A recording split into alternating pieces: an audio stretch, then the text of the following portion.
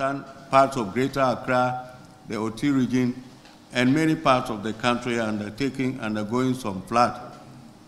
And a disaster of grave proportion is going on. On behalf of NANANOM, the National House of Chiefs, that we commiserate with our many citizens that have been discharged, and to urge on all agencies responsible for ensuring the proper resettlement and bringing relief to these our citizens to take serious action so that their hardships can be alleviated.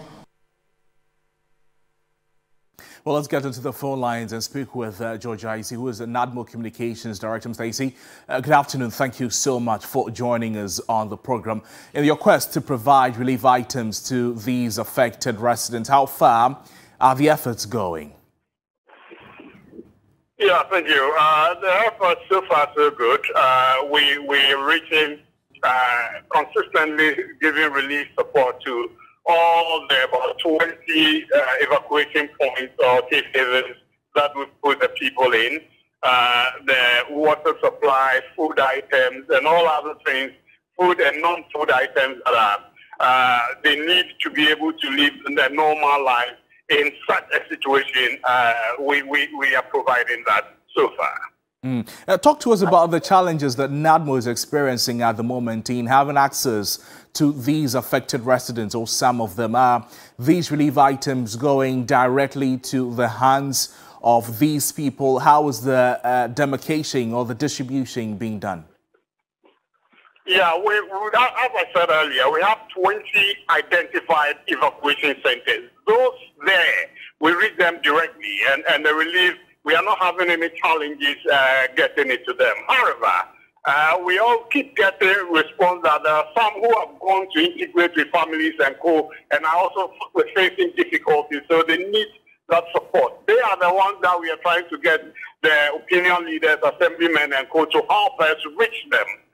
And sometimes we come and people will come and tell you there's an island somewhere where there are people who have been displaced and co. So we need to get in there.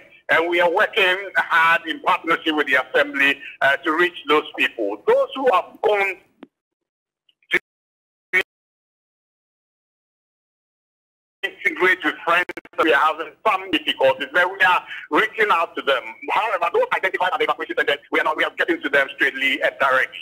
So I see, as the days go by, the concerns of outbreak of diseases in these communities affected by the spillage. You've seen the presence of some medical officers. The Ghana Medical Association has been there, as well as some other agencies. On the part of NADMO, in relation to the health of these residents, what form of support or forms of support is NADMO rendering to these residents health-wise? You know, NADMO is a coordinating agency, so you cannot isolate the efforts by the Ghana Health Service from the activities of NADMO.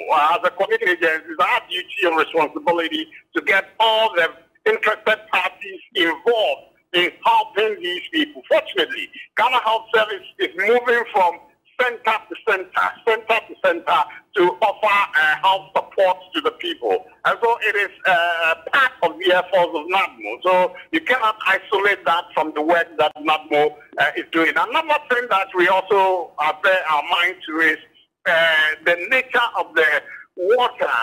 To be honest, we crossed some part on a boat with some of your people, and you could hear the stench coming out of some of the water, and that is something that NADMO is taking another look at. It's based on the advice of Ghana Health Service. If there's any way to do something to disinfect those water, spray or something, so medically we do it, because the stench is getting worrisome. Finally, Mr. Isi, we know that the situation has been very troubling. For NADMO, do you have enough supplies going forward until we could finally say that the disaster or the impact of the disaster has been minimized? Do you have enough in your stores?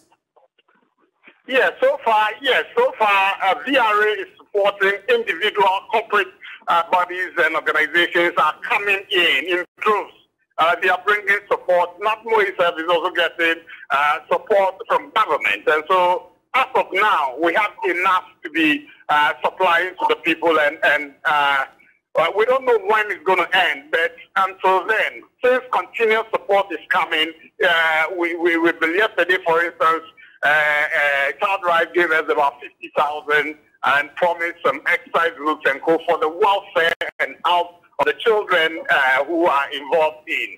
Again, VRH recommended they've been able to get a pumping point from the Afeime area so that water can be drawn from that place to instead of going all the way to Dawa to get water. And so yes, so far we are sure that continuous supply will be given to the people.